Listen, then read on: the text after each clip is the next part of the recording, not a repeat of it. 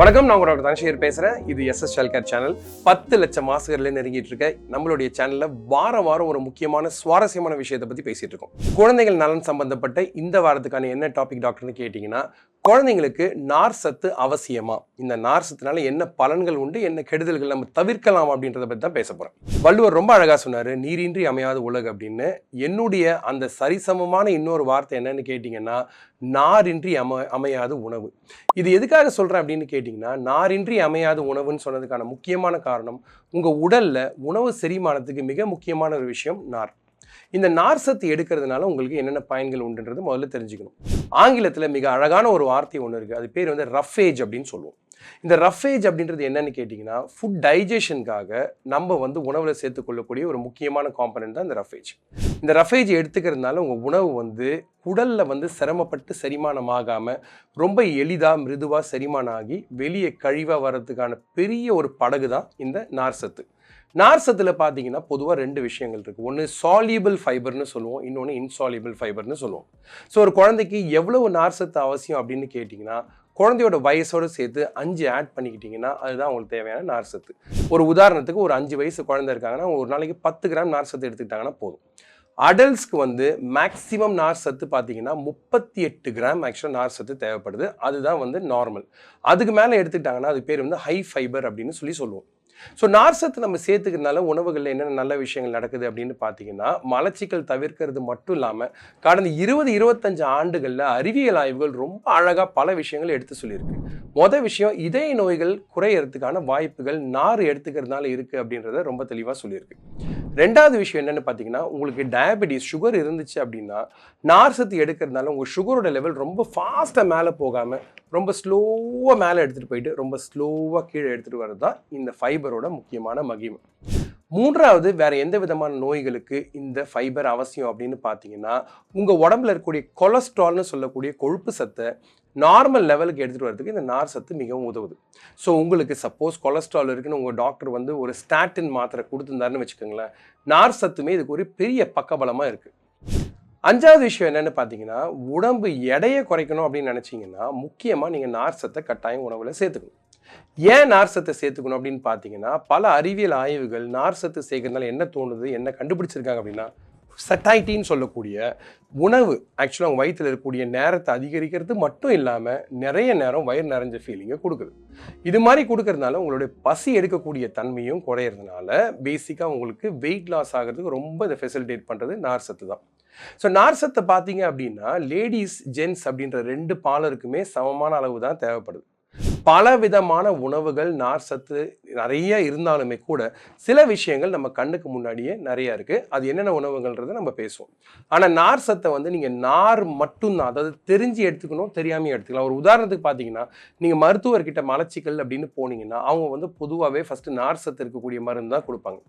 இது ஆங்கிலத்தில் பார்த்தீங்கன்னா இஸ்பகுல்லா அப்படின்னு சொல்லுவோம். இஸ்பகுல்லா அப்படின்றது என்னென்னு பார்த்தீங்கன்னா ஒரு நார் சம்பந்தப்பட்ட ஒரு உணவு. இது பேசிக்காக வந்து உங்கள் மோஷனை வந்து சாஃப்ட் ஆகும். அதோட வேலை அது மட்டும்தான்.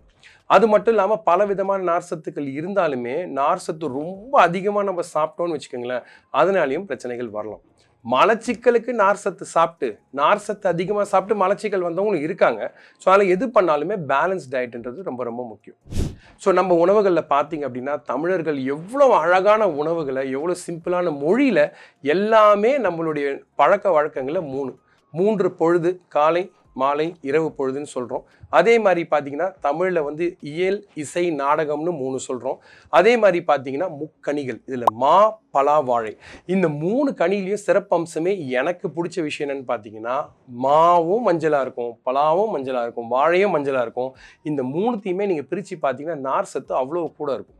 ஸோ அதனால தான் தமிழை வந்து மாப்பழ வாழையை முதன்மையான கனிகளாக சொன்னான்னு எனக்கு ஒரு பெரிய ஒரு நம்பிக்கை இருக்குது. அது எந்த விதத்தில் பயன்பாடாக இருக்குது, நம்ம குழந்தைங்களுடைய மலச்சிக்கலை தடுக்கிறது மட்டும் இல்லாமல் அவங்களுடைய சக்தியை கொடுக்கறதாகவும், அதுக்கு தேவையான அளவு சர்க்கரை கொடுக்கறதாகவும், புரதம் கொடுக்கறதாகவும், மாவு கொடுக்கறதாகவும் எல்லா சத்தும் இருக்கக்கூடிய சமமான இந்த உணவு தான் இந்த 3. அதே மாதிரி 3 புள்ளிகள் ரொம்ப அழகாக வந்து தமிழில் வந்து உணவை பற்றி சேர்த்து கலவையாக அவங்ககிட்ட சொல்லியிருக்கேன். வேறு எந்தெந்த மாதிரி உணவுகள் அப்படின்னு பார்த்தீங்கன்னா, நமக்கு அறிமுகமான உணவுகள்னு பார்த்தா மில்லட்ஸ் தான். நான் அதனால தான் எப்போவுமே பார்த்தீங்கன்னா கிடிகைன் மில்லட்ஸை வந்து ஃபஸ்ட்டாக சொல்லிடுவேன். ஏன் அப்படின்னா அதில் வந்து உங்களுக்கு எல்லா தேவையான திணை, உங்களுக்கு தேவையான எல்லா மில்லட்ஸுமே அதில் இருக்குது. அதனால் வந்து அதை நான் ஒரு மில்லட்டுன்னு மட்டும் சொல்லாமல் இதை மல்டி மில்லட் மிக்ஸ்ன்னு சொல்கிறோம். ரொம்ப பியூட்டிஃபுல்லான ஒரு ஃபுட் ப்ராடக்ட். அது மட்டும் இல்லாமல் நீங்கள் மற்ற உணவுகள் என்னென்னு பார்த்தீங்கன்னா, நம்ம ஓட்ஸ் குழந்தைங்களுக்கு தைரியமாக கொடுக்கலாம், வீட் தைரியமாக கொடுக்கலாம், எல்லா விதமான பழங்கள், எல்லா விதமான காய்கறிகள், அது மட்டும் இல்லாமல் குழந்தைங்களுக்கு கீரை வகைகள்னு சொல்லி நார்கள் பல விஷயங்கள் உண்டு. நம்ம ஊரில் இன்றைக்கி அதிகமாக பேசப்படக்கூடிய, ரொம்ப விரும்பி எல்லாருமே சாப்பிடக்கூடிய உணவு எதுன்னு கேட்டால் பிரியாணின்னு எல்லாரும் சொல்லிடுவாங்க. ஆனால் பிரியாணியில் இருக்க நார் சத்துன்னு பார்த்தீங்கன்னா 0 தான், ரொம்ப ரொம்ப கம்மி. அதுவும் நீங்கள் அதில் ராய்த்தா வச்சு சாப்பிட்டீங்கன்னா மட்டும்தான் அதில் ஆனியனில் ஃபைபர் வருமே தவிர வேறு அதில் எதுவுமே ஃபைபரே கிடையாது. ஸோ ஒரு உதாரணத்துக்கு ஒரு குழந்தைக்கு ஒரு பிரேக்ஃபாஸ்ட் மாடல் ஒன்று கொடுக்கணும் அப்படின்னு பார்த்தீங்கன்னா, காலையில் அவங்க பிரேக்ஃபாஸ்ட் சாப்பிட்றப்போ நம்ம ஊர் உணவான இட்லி சாப்பிட்லாம், உப்புமா சாப்பிட்லாம், அல்லது தோசை சாப்பிட்லாம், களி சாப்பிட்லாம். எல்லாத்துலேயுமே நார் சத்து ரொம்ப கூட இருக்குங்க. மதிய உணவில் கட்டாயமாக ஒரு பழம் சேர்த்துக்கிறது மிக மிக முக்கியம். இது மாதிரி பண்ணுறதுலாம் நமக்கு என்ன வரும் அப்படின்னு பார்த்தீங்க அப்படின்னா, உணவு சாப்பிட்ட நிறை அந்த செட்டைட்டிங்கிறது அதிகம் இருக்கிறது மட்டும் இல்லாமல் உங்களுடைய ஃபிசிக்கல் ஆக்டிவிட்டி, ஸ்ட்ரென்த்து, என்டியூரன்ஸ் எல்லாமே மிக அதிகமாக இருக்கும். ஸோ நார் சத்தை வந்து தயவுசெய்து மறக்காதீங்க. நான் முதல்லையே ஸ்டார்டிங்லேயே சொன்ன உங்ககிட்ட நாரின்றி அமையாத உணவு அப்படின்றத நான் வந்து தெளிவாக்க மறுபடியும் கடமைப்பட்டிருக்கேன். ஸோ உணவில் எது சேர்த்திங்கனாலுமே உங்கள் குழந்தையோட வயசோடு சேர்த்து +5 ஆட் பண்ணிட்டீங்கன்னா அத்தனை கிராம் முக்கியம். FSSAIன்னு சொல்லக்கூடிய உணவு ஆய்வகம் ரொம்ப கிளியராக என்ன சொல்லுது அப்படின்னு பார்த்தீங்கன்னா, 6 கிராம் ஃபைபருக்கு மேலே இருந்தால் அந்த உணவு வந்து நம்ம ஹை ஃபைபர்னு சொல்கிறோம். ஸோ கிடிகைன் மில்லட்ஸ் இதில் வந்து முதன்மை வகிக்குது. மறக்காமல் 6 மாதத்துக்கு மேலே இருந்து 60 வயசு 100 வயசு எவ்வளோ வயசாக இருந்தாலும் நீங்கள் கிடிகைன் சாப்பிட்லாம். உடம்புக்கு அது ஆரோக்கியத்தையும் வலுவையும் கட்டாயம் சேர்க்குது. ஸோ நார் சத்தை சாப்பிடுங்க, இதயத்தை காப்பாற்றுங்க, கொழுப்பு சத்தை குறைங்க, உங்களுடைய பாடி கொலஸ்ட்ரால் லெவலை கண்ட்ரோல் பண்ணுங்கள், ஆரோக்கியமாக இருங்க. நம்ம சேனலை தொடர்ந்து பாருங்கள், கமெண்ட்ஸ் எழுதுங்க, சப்ஸ்கிரைப் பண்ணுங்கள். நன்றி, வணக்கம்.